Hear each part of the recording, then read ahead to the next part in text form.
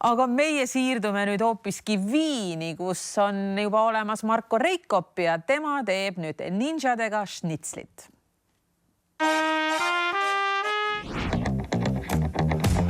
Me oleme Viinis kohal ja mida muud võiksime siin teha, kui loomulikult šnitslit. No suur šnitsli tegu toimub siin restoranis Fiigelmüller Viin ja see on üks kuulsamaid šnitsli restorane siin linnas.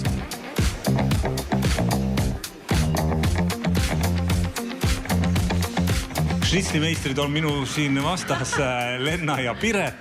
Neile kohe õpetatakse tegemist ja siis nad hakkavad omavahel võistlema, aga nad seda veel ei tea. Milles?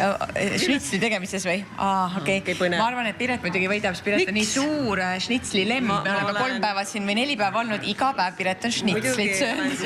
Ma olen suur lemm, aga samas võib Lenna võita, sest tal on ikkagi oma restoran. Ja me kodus teeme kogu aeg šnitslit. Mina ei ole jälle kunagi šnitslit teinud. Õnn, aga igatahes me proovime hakata siis tegema, et kumma šnitsel siis ikkagi paremini välja tuleb ja teil on nagu näete, aga see ei ole niisama, see on ikkagi telepinge, see on nagu peaaegu otse-eetris hakkate tegema šnitslit. Umbes niimoodi, jah. Okei, nüüd tuli närv sisse. Nüüd tuli väga suur närv. Väga hästi, te peate hästi tähelepanelikult jälgima, siis teile õpetatakse täpselt, kuidas siis šnitsel käib ja siis me vaatame, kui hästi välja tuli. Fiigelmülleris on šnitslit tehtud 1905. aastast ja sealne peakokk rõhutab, et vasikalihast tuleb lõigata sentimeetri paksused 90-grammised lõigud, need õhukeseks kloppida, paneerida jahus, munas ja riivsaias ning rohkes rasvas praadida. Oluline on, et paneering mullitaks ja ei kleepuks liha külge. Ma saan aru, et igatahes esimene šokk on juba töötajastel käes, et teil tuleb teha ikka ehtsast vasikalihast seda kõike, jah? Sa oled väga imestunud, jah?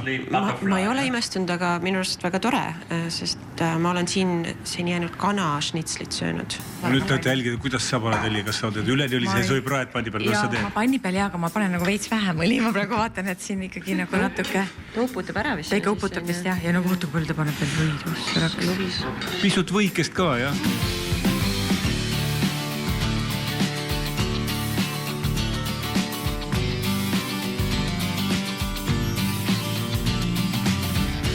Nii, igatahes teil on nüüd näidis on valmis, meisterkokk on teinud valmis, et maitske siis, et pärast on siis võrdlusmoment, kas teil tuleb samasugune välja?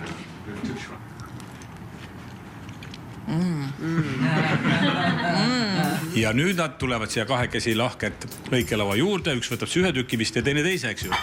Lähme julgelt peale. Ta tegi ka nii laiad ju. Minu meelest tegi. 90 gram each schnitzel. 90 grams? Is it too much or? It's perfect. Okay. Kahjuks ei ole. Liiga paksud vist. Kui palju sa muide šnitslit oma elus teinud oled? Ma olen oma abikaasa kõrvalt õppinud, tema on teinud neid rohkem. Aga ma olen ikkagi, ma arvan, 3 korral teinud. No siis sa oled ikka vana proff juba. Ei tea, kas proff olen, sest ma vaatasin, ma nii küll ei tee, nagu praegu õpetati. Ja ma olen ainult kanaga teinud. Aga ma ütleks, et meile väga maitseb see kodus küll, et laste lemmik on see üsnagi ja nii ta läheb. Missugune sinu šnitsli taust on? Minu šnitsli taust on, et olen kogenud šnitslit ainult sööjana, ehk et ise ei ole teinud. Visuaalselt hindame siis vasaratööd. Ja minul on nii õblukesed šnitsli tükikesed siin Lenna kõrval, aga no, eks näis. No igatahes vasaratööle ma ei saa kummagi eelistada, mõlemal on võrdselt hea vasaratöö. 1-1 on seis praegu. Yes. Vaadake nüüd ilu, ops, jälgige, stiilipunktid. Siis siia. Siin ta minust hästi kaua nagu leotas seda. Suht kaua. Nüüd pidi nii tegema, on ju, nagu mingid mängu seal, liivakastis oleks. Kuidas sa konkurenti nüüd kirjeldad? Kuidas tal nüüd välja tuleb? Hirmuäratavalt hästi ju.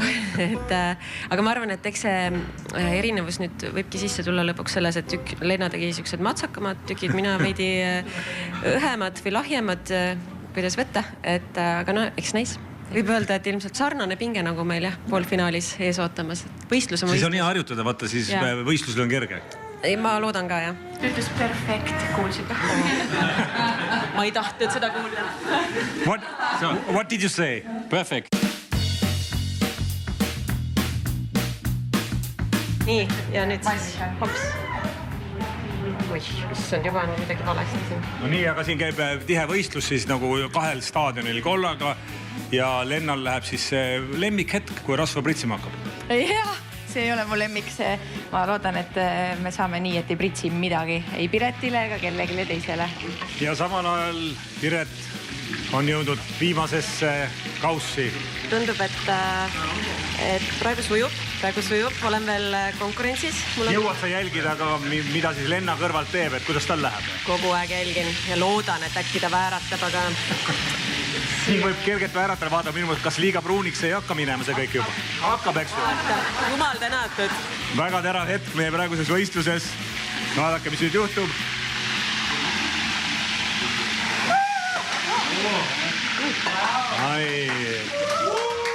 Näete, meil on siin ka publik olemas, kogu Eesti delegatsioon on tulnud siia kaasa elama sellele kõigele, et see ei ole niisama kerge võistlus, et suur publik on ka, et väga raske on see kõik. Piret läheb šnitslitega finaalküpsetuse juurde. Vaadake nüüd.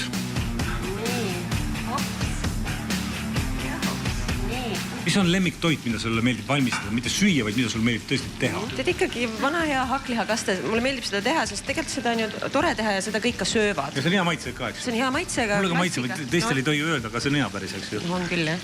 Sina oled ju maainimene, eks ju. Mis toit sulle meeldib valmistada? Sa pead ju nii-öelda rohuliblest kuni seani välja kasvatama kõik ise, eks ju? Ja ma pean tõesti kõik kasvatama. Aga mulle meeldib tegelikult teha salateid, ma arvan, ja mulle meeldib pastat teha lastele, see on niisugune kõik erinevad variandid, nii et ikkagi suppi ka, mulle meeldib tegelikult kõike teha, mulle meeldib siia teha kodus. No vaata, tule nüüd, Lenna, tule lähemale, kas see ei läinud tal mitte liiga pruuniks või? No jah, tal läks isegi pruunimaks kui mul, ise üritas heledamaid, aga pole hullu. Kuidas sa kommenteerid nüüd seda? Lõpetus on hea. Tööprotsessid olid 1-1 oli seis, eks ju? Nüüd tuleb visuaalne hindamine. Kumb siis ilus on välja näha? I think both looks perfect.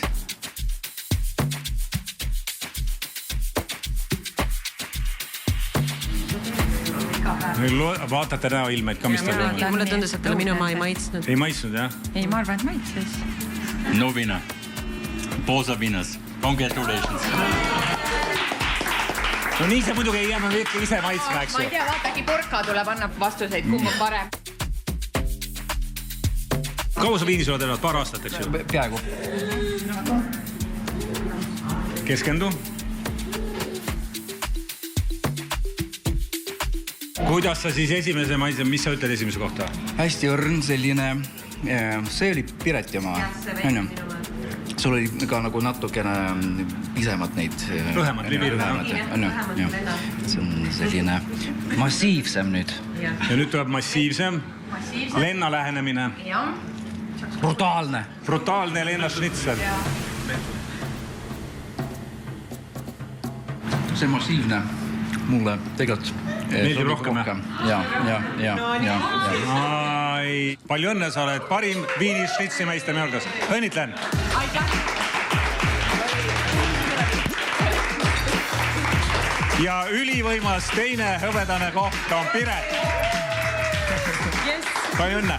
Ja ühtlasi on see ka kõige parem šnitsel üldse, mis sa kunagi elus teinud oled. Siin pole küsimustki, jah.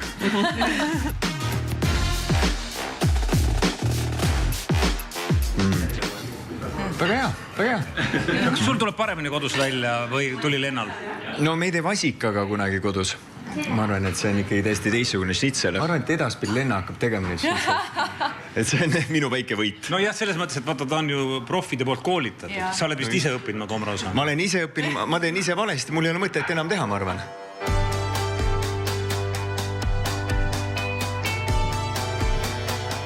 Šnitslidega on tehtud ja šnitsel on söödud, see kõik on väga maitsev, seda on palju kirjeldanud, aga kuidas siin laval oli, teil on tegelikult lavaproovid esimesed tehtud, kuidas läks?